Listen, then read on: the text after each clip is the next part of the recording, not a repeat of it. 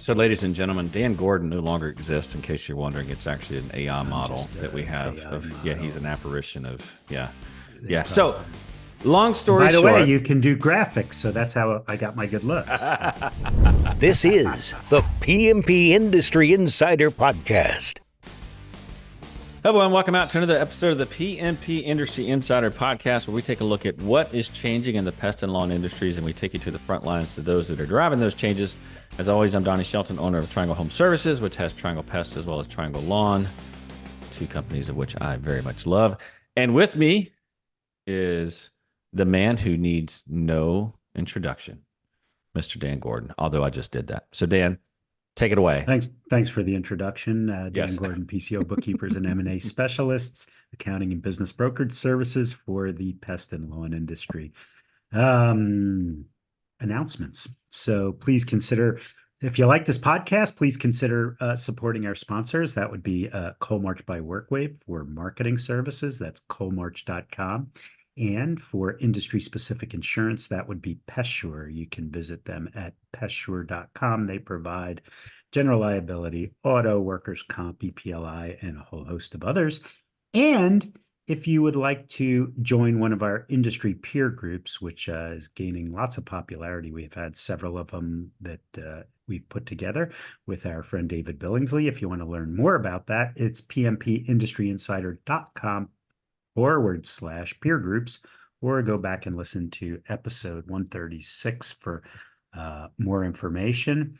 And today we are talking about something that I know very little about.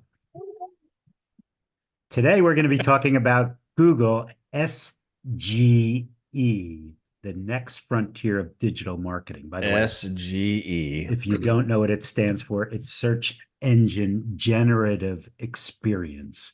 And it's actually really, really cool stuff. They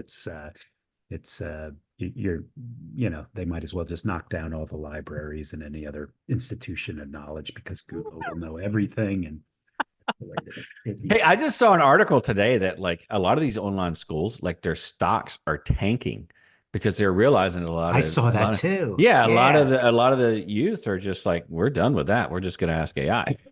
Yeah. But you still can't get a sheepskin from AI, right? So You cannot. you No. need to get that degree, right? Yeah.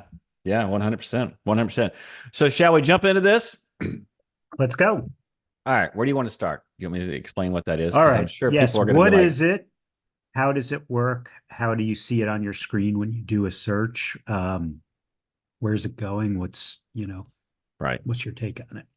All right. So a couple things before we jump into this. If you have not listened to previous episodes that Dan and I have done on AI, it may be helpful because you will understand kind of the underpinning of how all this works. When we talk about Google SCG, it's Search Engine Generative Experience. Basically, what that means is that now they are, in addition to the normal, which you would consider to be the Google search algorithm, looking at your query and trying to match results, it's also turning this over to AI, and AI is also trying to essentially answer your question, your keyword, or whatever it is that you're searching for. And if you've done any kind of search on Google recently, you'll notice that there's a box that is prevalent above all else right now. It's prevalent above pay-per-click.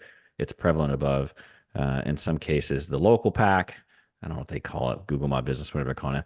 And then, it's above your organic search results. And so Google is absolutely driving this, and they call it experimental, which, by the way, do you remember Google was like beta for almost 10 years?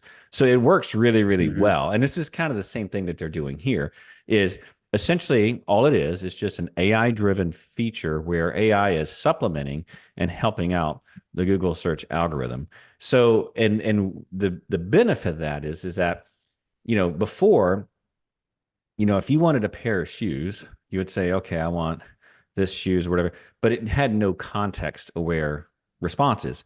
Now, with this AI-driven feature in Google, it is context-aware. And so what it does is it provides a much more detailed and a much more targeted response to your query. So why is that important? Well, when you think about it, and by the way, if you want to learn more about what SCG is and how it works, remember in the previous episodes where we talked about, GPT stands for what? Do you remember that, Dan?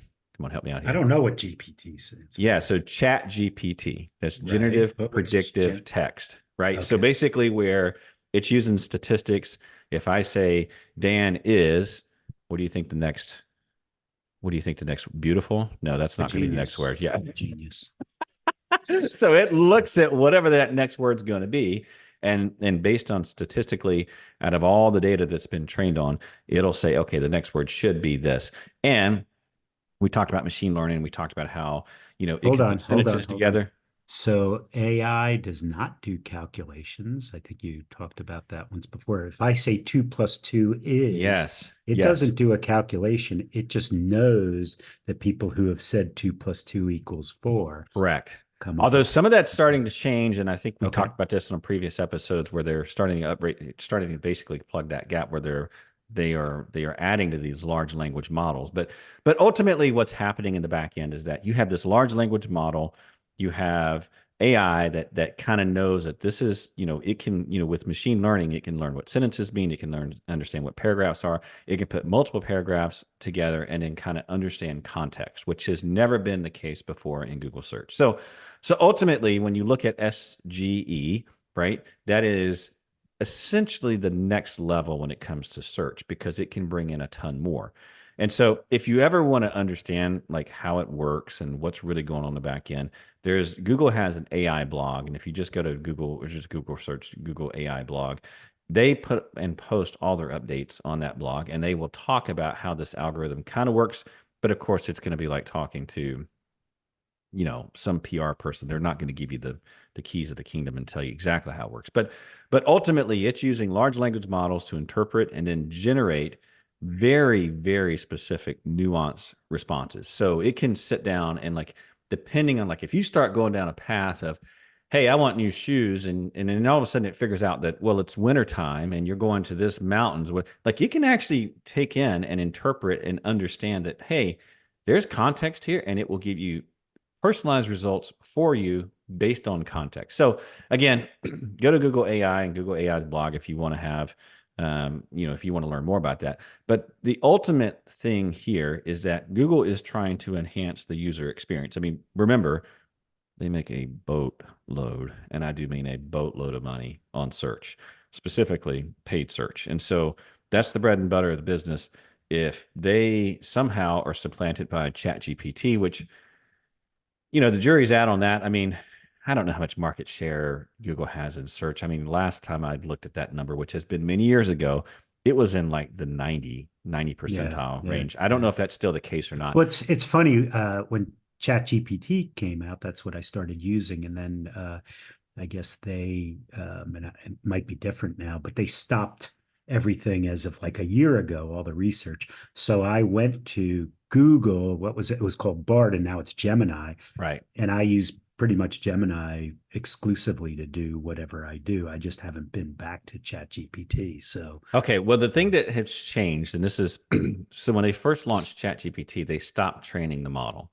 They stopped it in like September of 21 or 22. And I'm sure there's going to be someone who's listening to this like, Donnie, that's not the right date. Well, they stopped it and then kind of released it. And so most of the data that you were getting out of ChatGPT was kind of stale. Well, Gemini came along, or Bart, whatever it was, Bear or Bard or whatever, Bard. and it was connected to, it was connected to the internet, so it could give you more up to date. Now, ChatGPT has since updated their large language model, and it is connected to the internet, and it can give you specific up to date answers. And so it's that limitation is no longer there. I actually use both. I find that ChatGPT is more capable, and I can create my own GPTs. We have our own GPT for our company, which I talked about in a previous episode, where we're training it on our own content for the company, and we're trying to use it for our CSRs on the inside. I'm not going to tell you that's perfect, but it actually works pretty well. And then you have Gemini, who's like, I don't know, the redheaded stepchild. But the thing I like about Gemini, it's not as wordy. It's very specific. I Like, love so I do a lot of writing and I use Gemini, and it's I'll say uh so the episode that we did on taxes, I said, please tell me the most popular tax topics, and it just lays them right out there. Okay. So, ladies and gentlemen, Dan Gordon no longer exists. In case you're wondering, it's actually an AI I'm model just that we a have AI of, yeah, he's an model. apparition of, yeah. They Yeah. So, probably. long And story by the way, short, you can do graphics, so that's how I got my good looks. So. oh my. Anyway, so moving on. So the idea is, I mean, at the end of the day, this SGE, right? This whole idea of having a search engine generative experience, it's really important for Google because at the end of the day, it makes their search way more specific. It makes it way more impactful, and it adds a lot more to what the user is searching for. It gives them a lot more data, and it makes it more likely that they're going to find what they're looking for. So, and if you're listening to this, if you've seen this, I'm sure if you use Google, you've seen this. It says this is experimental and double check your sources, blah, blah, blah, right? So you've seen this big box. It's really prominent. And so my point here is like, okay, so I'm a business owner. My cost for digital, now I'm speaking for me alone. I'm sure none of our listeners are having this issue. My costs are exploding on digital. I want to look for any and all advantages I can possibly get. How can I manipulate this big honking box that's sitting right at the very top when I do a search, right? This SGE. Turns out there are some things that you can do. And if it turns out that this generative AI ends up referencing you, guess who's the king at this point? Because if you look at that, I don't know if have you done this, Dan, like where you search something and it'll give you a response, but then it also gives you the source of where this came from. Oh, Dan is, if you're watching YouTube right now, he's Googling, he's trying to see what these results look like. What I'm trying to do is, so the other day I did a search because Rollins, their results came out, so I Googled Rollins results and it gave me the results, and then the box came up and it said, would you like to know more about Rollins? Which is pretty cool. And you click on it and you go in. I'm trying to duplicate that now, but I can't. And then I was going to Did you do it on Facebook? I did it on Facebook, yes. Yeah, but I've Facebook also AI, that's like the store brand of Fruit Loops, right? You don't that Facebook AI like that. but I've also seen it on Google, and I'm trying to duplicate it. Okay. But I will, Yeah. but I will tell you that anybody who knows Ed Robinson, I believe we had Ed on our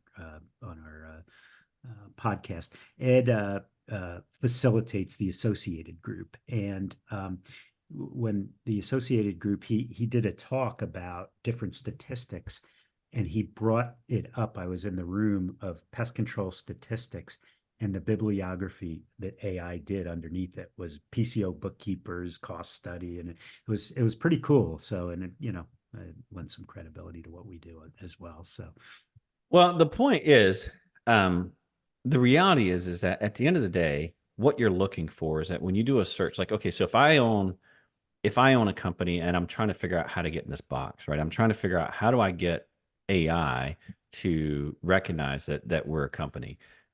There's a few things that you need to think about. Number one is that is absolutely possible. It's not like this AI is out, like it knows all this on its own. It had to be trained. And so the question becomes is, can you optimize for SGE results, right? oh, very interesting. Okay. Yes. Okay. Yes. And that's where I want to go with this, right? Is like, Yeah, okay, so yeah. now that this is here and now that it's in beta and now that we know that this is probably going to stick, how do I optimize so that I can give, or at least have the best chance of being either something that this AI is going to reference or something this AI is going to push so that my company is the company that AI is using. And so when the end user searches for that, I'm in that big box, right? So it's just like anything, right? How do I stack the deck towards me? And so when you go Right, but back, it's like Google local services, or even just correct. you have to tell Google that you exist and what you do and everything else. That's kind of Right. And I will say this before I get into this, it's going to be, I dread even saying it.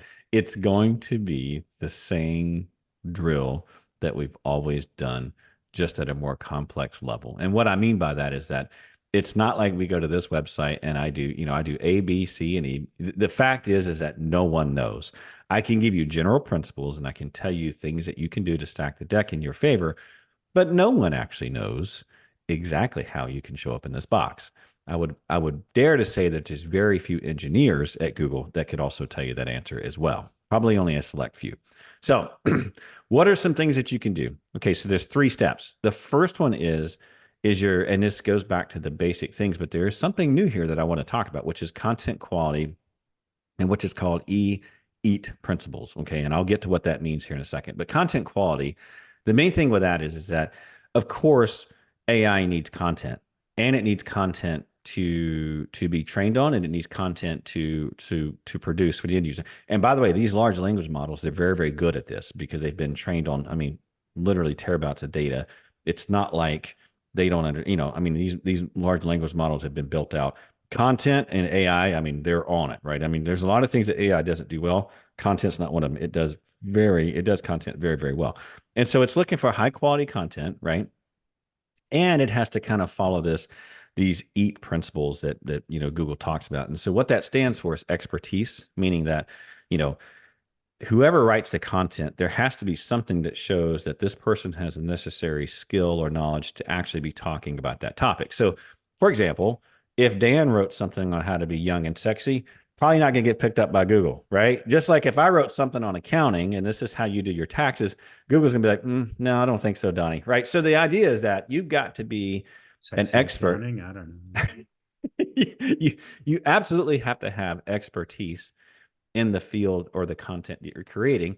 And if you look at, I think this works the same way as it did back in the day. What is considered high quality is an author who demonstrates expertise, whether it be through formal qualifications, experience, or in the case of linking, where a lot of folks are referencing the content that you're generating. And so, this idea that I just put out content doesn't really work if there's no expertise. And so that's kind of the E portion of these EAT guidelines. The second one is authoritative, which is kind of getting in, I kind of talked about this in expertise, which is if your website is considered to be a spamming website, if you've got very thin content that doesn't really say a whole lot, if you used AI to create all the content on your website and you really didn't put a whole lot into it, the fact of the matter is that you don't really have much credibility. You don't have the authoritativeness, and that is a problem. And so, again, none of these things are quick fixes, but you got to have expertise and you need to be an authority in that field for the content that you're creating. Now, if you're a pest control company and you're talking about pest, or if you're a lawn care company and you're talking about lawn, that actually does give you authority, right? If I am Donnie Shelton, I'm talking about accounting services on my pest control website, probably not going to go over so well, probably not going to get picked up. But the other thing that's nice about this is that if you have a reputation, meaning that you have links from, say, association websites, you have links from, okay, not these little link farms where you go out and, back in the day when you would pay these sites to link to your site. That doesn't work anymore. If anything, that hurts you. But it has to be, remember now, we're talking about AI. AI can create multiple contexts. It can also look at the very, very big picture. So it's not as stupid as the old algorithm where you could just have a high domain authority website linked to your website and then you're considered to be credible in that. It has to be things that are context specific. So if you have a link from the association, that probably works. If you have a link from a news organization, that probably works. If you have a link from something that's completely unrelated, even if they have high domain authority, probably not going to help you out. So it's got to be a site that's trusted on the matter, and you got to have authority in that. Makes sense so far, Dan? I know you're not talking a whole lot, but I'm like, No. This stuff just keeps becoming iterative, right? I No, know it's interesting, So it started out with pay-per-click, and then it's Google guaranteed local service, and now this. Yeah. And how do you stack the deck in your favor? And there's always somebody figuring out how to game it. Gosh, I know. Pretty, And with the advent of AI, the days of fooling the system are just kind of, I don't want to say they're over, but they're over. Unless you can use AI to fool AI. And that's a whole nother topic. But okay, so there's expertise, there's authoritativeness, and then there's trustworthiness, meaning that, does your site, I mean, do you have like is it safe? Is there visitors? Are they good? Like, and this goes back to kind of the spamming days where like you could put in keywords, but then once someone gets there, there's all these pop-ups that come up and you're selling something different and you're basically, you're clickbait. Did any of that stuff ever work? Like who, Hey, if it didn't work, people wouldn't be doing it. It doesn't work now. Of course, Google has gotten a handle on a lot of the spam. Remember that we talked about the whole pendulum where it was wide open back in the Wild West. So then it went to annoying. where like, then we spent all of our time cleaning spam up. And I feel like now they're kind of letting loose a little bit because I think they went a little too far. But the fact is that your site does need to be trustworthy and your content needs to be trustworthy, meaning it's got to be accurate. It's got to be reliable. The website has to have the little, it's got to have the lock on it. When I mean the lock, meaning that it's encrypted, doing HTTPS and those types of things. And people aren't bouncing in and out, which brings me, we talk about the EAT principle, which is a weird acronym. I didn't come up with it, by the way. But, you got expertise, authoritativeness, and trustworthiness. The E at the beginning of that acronym, which I think is the most important part, which is the experience with the topic. Meaning, like, if you go to a website, and we've seen this, think government websites, you go to a website that has a ton of information. I would even venture to say maybe even some university pages.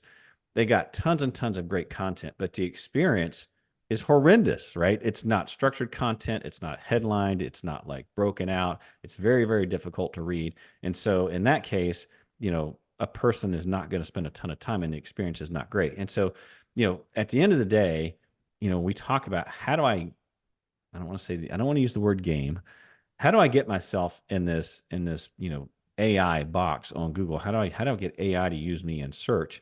You really got to start thinking about the quality of your site, the quality of your content, and the quality of the experience if someone's coming to your site. And none of these, and I'm pounding my fist. You can't see this on if you're not watching YouTube, but none of these things are fast and none of these things are quick. I mean, this really comes down to, I know most of our listeners who are listening to this are not going to actually sit down and change their website, but they're going to be working with a vendor. And I think this is the really important part. If a vendor comes to you and says, hey, I've got this great strategy, I'm going to get you top of rankings, I'm going to get you there in 5 or 6 months, you should probably turn around and not walk, but run away. Because the fact is that, that's not the game anymore.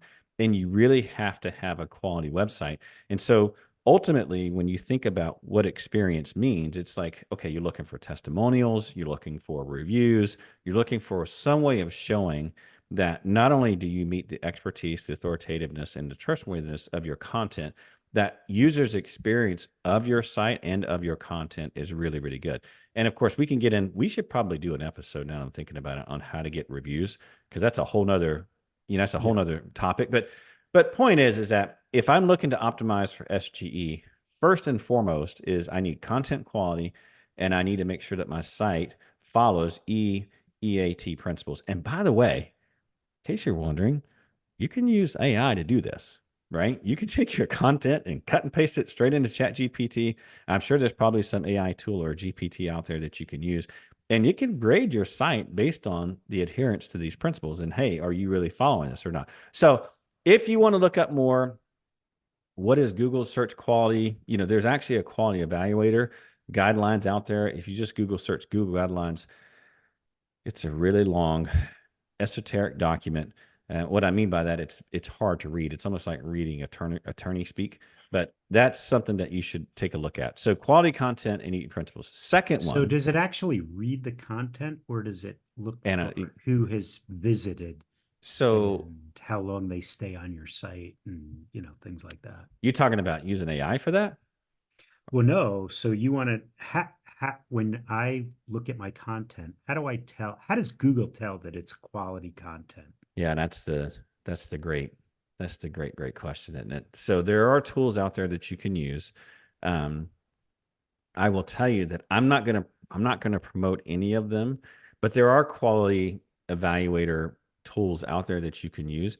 If it were me, and I just had this idea, so I've not done it with Triangle Site yet, but what I would do is I would create my own GPT and I would train it on this EAT principles, and then I would take and feed in the content from my site and have it grade it itself, because this is something that AI is really, really good at. And I'm sure there's tools out there.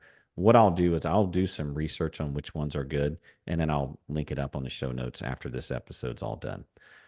Okay, so we got quality content, EAT principles. The second one, and this is a tough one, and this is one that, I thought this would go away, but it's making a comeback, and that is using long tail keywords. Now, what does long tail keywords mean? Okay, so long tail keywords are very specific conversational keywords. So like for example, back in the day, I would optimize for say pest control Raleigh. Well, that worked back in the day, but there was what's called a long tail keyword, which is I have a roach and I live on this street in Raleigh, North Carolina. That's a long tail keyword. Does that make sense? So it's very, Mhm. very, very specific. Now, algorithms really, really struggled in dissecting what those things meant and then matching content that would be that specific because it's just, I mean, the computing power wasn't there. Now with AI and this whole idea that you can read context, this is a huge opportunity. And it's exactly what AI is looking for because it wants to be very, very specific when it responds to a user's query.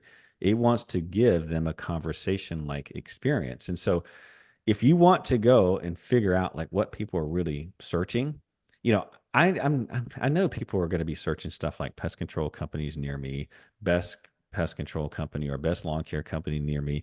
Those are going to be the obvious. But there's a website out there called Answer the Public, and if you go out on Answer the Public and you can kind of start seeing and you start searching for things within your industry, you can see what people are searching for in terms of long tail keywords, and you can kind of develop a strategy based on that. And so you can do like a topic, you can do like a brand, you can do like a location. And again, Answer the Public is a great resource to do that. But ultimately, what you're trying to do is in your content, you want very specific conversational.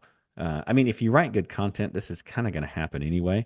But the reality of it is that don't be afraid to generate a ton of content with blogs because this is where, again, I thought blogs are going away. I mean, for a while they were the key thing, and then it got to be where they were not that big of a deal.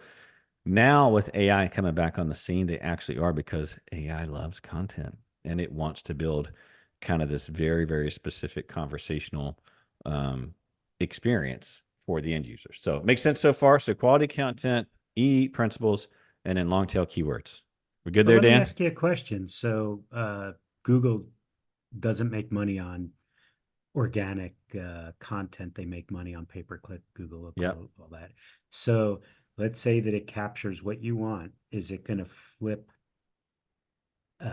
SEO at you, or is it going to flip paid advertising at you? My guess is that once Google gets this kind of dialed in, my guess is that we're going to start seeing paid coming into AI.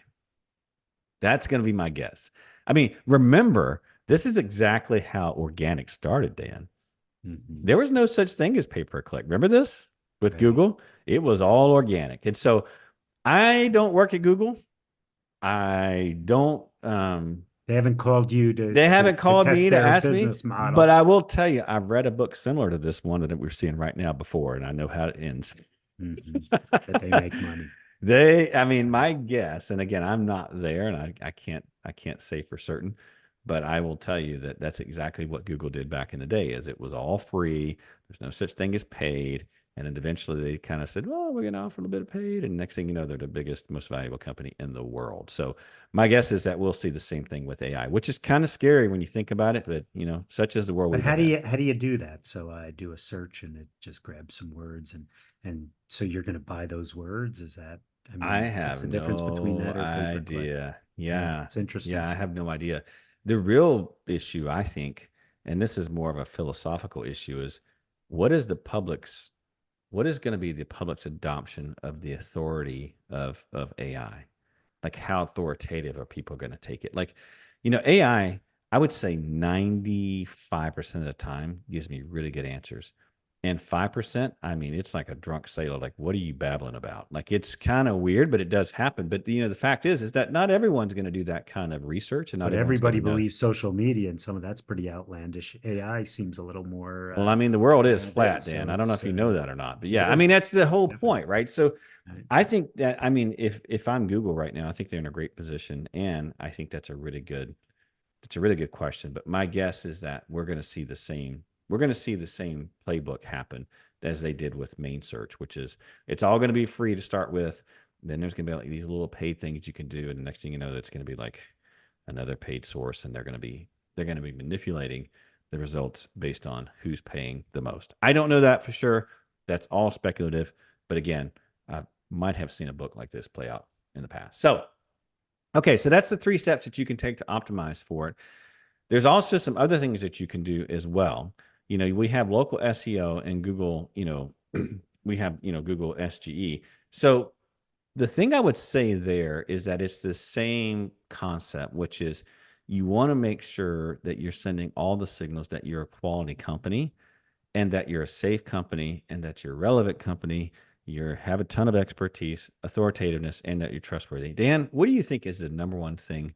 Now, this is Donnie's opinion, that you can do in order to show not only folks who are searching, but also Google that that's you? What do you think? What's one thing where people can see your expertise, people can see that you're an authority, people can see that you're trustworthy? I don't know, Has to do with testimonials, yeah, reviews. yeah, exactly. Reviews. Reviews. I mean, look, at the end of the day, when it comes to Google My Business, local citations, those types of things, of course, it's good to be out in the community. Of course, it's great to get, lots of links from organizations that are, basically making you look like the authority. But the fact is that these reviews matter. I mean, they absolutely matter. And so you want to make sure that you're optimizing for local searches and that you have a strategy in place for local SEO and Google SGE, because Google SGE does do local searches and it will provide local matches. Now, one of the things that So let me ask you a question about reviews, if it's not a Google review, because I have a client who was doing reviews on their website through like one of these review companies, and all of a sudden they stopped getting traffic. Is it because Google said only our reviews work, that's correct. and to heck with Well, everything? it used to be that Google would grab reviews from anywhere. I think with so much spamming that's happening, I think they've tightened that up quite a bit. And the question becomes, is the review authentic or not? Now, again, I don't work at Google. Everything I'm saying right now is all speculative because the fact is I don't know. No one knows. But my guess is that since that is not considered to be authoritative, since there's not, those reviews can be manipulated. I mean, hell, I could get on AI right now and generate 10,000 positive reviews, all 5-star, right? No problem at all, and put it up on my website. And, I think Google's just kind of shut that door because of that. So now, if you want to see how your Google My Business location is doing, and you want to see how your local citations are going, there are tools out there for doing that. There's a tool called Moz Local. Moz has been around for years. I'm talking back in the day. Yeah, we used to use it a lot. I forgot what we used Yeah. it for. Yeah. Well, you probably used it for local and you probably used it for SEO. That tool's been around forever. I will tell you that their local tool is very, very good. And I would recommend that if you are interested in learning more about how you're doing, for me personally, I use companies to manage everything. I always like to know, I got the Reagan philosophy, right? Remember that Reagan philosophy? Come on, Dan, help me out here. Trust, but Verify. just but verify. That's exactly right. So, and then the Bush, last thing, the Bush, no new taxes. no new taxes, and that sunk him, didn't it? Yep, that sunk him. So, all right. So then the last thing here is, of course, AI is not the enemy. And certainly if you're sitting back and listening to this and thinking, oh my gosh, this is just way too complex. This is way too much to do. Number one, your vendors should already be on top of this. If you've not had a discussion about Google SGE yet, you should have one. And the fact is that if you're not having that conversation, then I would be asking questions as to why not. Because the fact is that this is the next frontier in search. And, like most things, when something's new, of course, it's a pain and of course, it's really hard, but it also creates opportunities. And so I would be leveraging AI for content development as well. Now, you need to be careful with this because the fact is that, you want to make sure that you don't turn over all writing to AI, because AI can recognize when it's just AI, and then whether or not that content really meets this EAT principle probably won't. I mean, I have found, at least for me personally, like AI is pretty good at writing. It gets me about 80% there, but it's not 100%. And I would say the same thing is for content development for your site. And so there are definitely tools out there that you can use. There's one tool from SEM Rush called SEM Rush Writing Assistant, and it can help you write AI driven content and add your own flavor to it. Again, if you have a company that you're working with, again, Coalmarch is a sponsor of this podcast. I use Coalmarch. We do have discussions about this. And so certainly I know that they are on top of it. I'm sure there's other ones out there as well. That doesn't have to be that one. But my point here is that you should be leveraging AI for content development. I guarantee you almost every single, I mean, back in the day when I was in that business, this was the most difficult thing to do, and it cost us a lot of money. Now that AI can do it, I can tell you what I would be doing. But there are tools out there for refining it. Look at SEM Rush Writing Assistant that can certainly help you do that. So my point here is that you don't need to spend hours upon hours upon hours upon hours to write content or even know what content. I mean, you can use AI to tell you what content to write, and you can use it to write 80% to 90% of that content, and you just add a little bit to it. So this is not an undoable task. Does that make sense? Yeah, yeah. I Okay. mean, when I do a lot of writing and I use AI to, I'll write an article, put it up against an AI written article, and kind of meld the two together, and that's kind of the way that I work. Now, one last thing I'm going to make a point here about, especially when it comes to SGE and just where things are going with this frontier, is that I do think it's important, as an owner, specifically in marketing. And I mean, our company is large, but it's all relative. And we just did a podcast with not too long ago with Rentokil. I am a fraction of a fraction of a fraction of that company. So, big is relative, but I am very dialed into what's happening digitally because that's our lifeline for leads. So if you're in the same boat as Donnie and digital is a big part of your strategy, I would absolutely go to Google search like their central blog, and you could subscribe to changes and at least understand what's happening. You don't need to understand like how the algorithm works, but you need to know what's going on and what's changing. And that way you can have good, solid conversations with your digital agency if you're using one, or if you're using, you're doing it yourself. Like you need to make sure that you understand what's happening, because I will tell you, this area of AI and how it's being used in especially Google right now, because they got put on their heels by Chat GPT. And I don't know if you remember, like this happened like maybe a couple months ago. They got a lot of egg on their face with Gemini. Like it was having big issues and they had to shut it down. Remember that? Mm-hmm. So they're kind of like, now the innovation on this side has, I mean, it's just the ramp up has just increased dramatically. And so I think it's important that if you go to Google Search Central and look at their blog, you can subscribe there, at least stay on top of what's happening and understand what changes are happening, so you can ask good, very specific questions, and you can understand what's happening with AI, because again, it is changing all the time. And like I've said before, when it comes to AI, forget books, hell, even forget magazine articles, get on YouTube.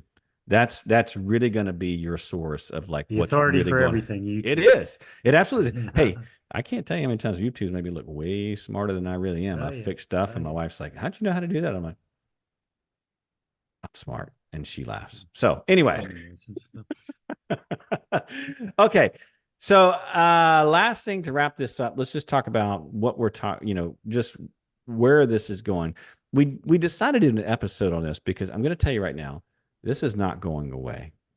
Again, we've seen this kind of play out before, and I will tell you, with Google's market share and their position and how much they dominate search, and now that they're adding AI and they're making it so prominent, I promise you this is not going to go away, and your options now are adapt or become irrelevant.